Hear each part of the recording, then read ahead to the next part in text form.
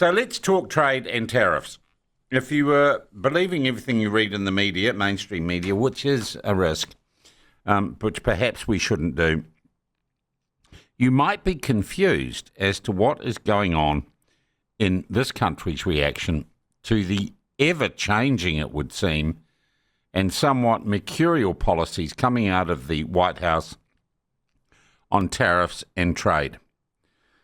Very much now this is focused on what appears to be a standoff or and I use the term advisedly, a male appendage swinging competition between Donald Trump and China. We have seen 3 or 4 major policy reverses in 3 or 4 days. We now understand he was going to wipe the massive tariffs. I think they got up to 135, 140% on computer chips and smartphones. Now it's going back on smartphones. What's happening in that conflict is very difficult to figure out.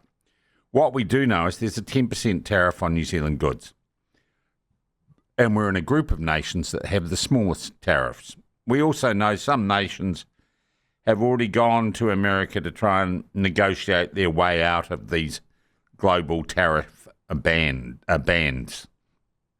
And we know that our Prime Minister, since last Thursday, has been working the phones, talking to people, well, about how free trade is good, and we've all got to stick together and we shouldn't panic.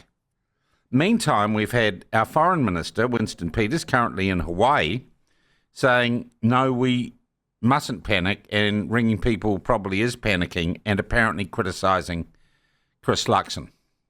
So, and the media have jumped on that saying, and I did yesterday, I said this appears to be the biggest substantive policy disagreement that we've seen between 2 of the coalition partners in the current government.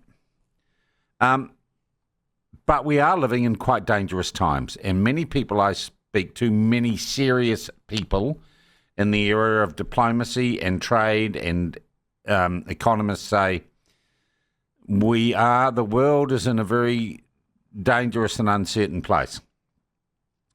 And many of them have said, we are not sure what our government is doing, and this looks very, very messy.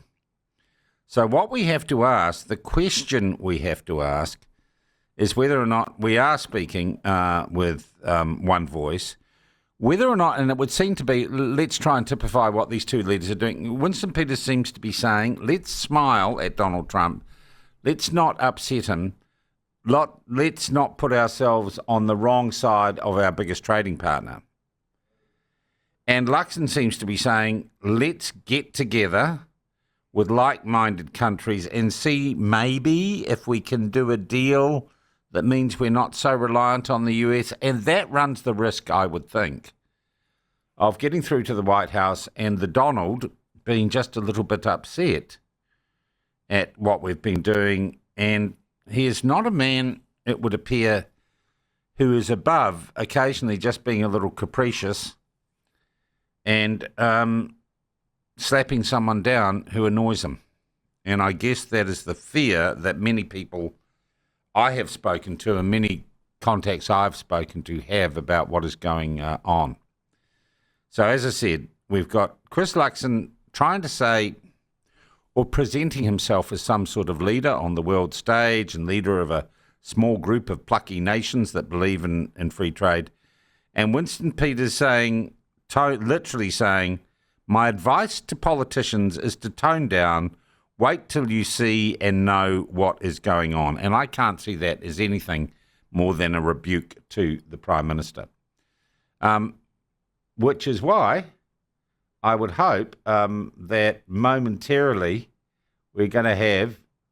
Well, would the phone do, Josh?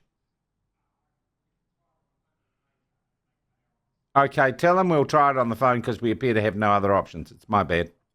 So I want to figure out what our policy is, if Winston Peters and Mr. Luxon have talked about it, if our government is at least projecting now a unified front and what that front is. And I reckon the best person to do that for us is actually the minister specifically responsible for promoting and securing trade deals for us. He is Todd McClay. He is the Minister of Trade, and he's going to join us. We'll do it by phone. Sorry, Todd, my bad on the WhatsApp. Let's see how we go. Look, I've outlined, and I've got to say the Post this morning has a story. PM dismisses Peter's concerns over US tariff approach. There's certainly a narrative abroad in mainstream media that there's some sort of split in the government on this. Can you comment? Yeah, hey Sean, thanks for having me on. Hope that the phone works all right.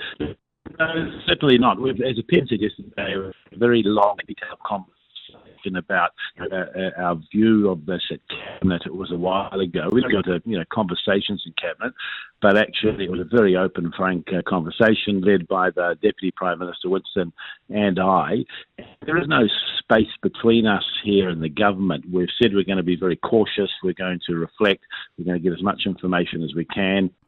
Came out on the first day after President Trump's setting out that the US has a new tariff regime that they're putting in place, that we wouldn't be retaliating, in part because, one, we do stand in favour of lower tariff rates and freer trade, but also, that would just push up costs for Kiwis and be inflation. Okay. But at the same, what is the Prime Minister doing then, ringing all these people? Well, Prime Ministers talk to people all the time, as I do and as Winston does when he's overseas as well. And so ultimately, New Zealand does stand for free trade. We've been a champion of that. We think a rules-based approach is extremely important, not only for, the smooth flow of trade around the world, but particularly New Zealand as an export nation. He's talking to leaders from other countries, as I did when I was up in the UAE last week, 4 or 5 ministers, and Winston has been in the Pacific about the impacts that the tariff regime out of the US is likely to have on those individual countries, and reinforcing that we all need to support the rules in the WTO and amongst ourselves in agreement so that our exporters can have certainty and get on with life. Now, I've seen in a few of the articles that we're taking sides. We're absolutely not, because we have a very constructive and important relationship with the US, including economically, but ultimately we're doing what every government has to do, is make sure that the rules, with those we have trade agreements with, the European Union, the UK, through China and elsewhere, are respected so our exporters can, continue to do business. So is the Prime Minister in some way saying, okay, things might be uncertain with the US, I'll just check in with some of our other big trading partners and make sure that everything else is stable and good? But that's exactly it. And again, that's what I'm doing and Winston is doing as well. We have the ability to do a number of things at once. And so there's big challenges coming, around trade with the US. I think it is extremely helpful that President Trump has pulled back for 90 days these additional tariff rates they're putting on other parts of the world. So you've got to remember that New Zealand faces a 10% tariff rate, every other country in the world does, but some others went up to 50%, and he's pulled back on that for 90 days, probably more to work through the process as different governments are looking to negotiate with the US, although there are still very high tariffs against China.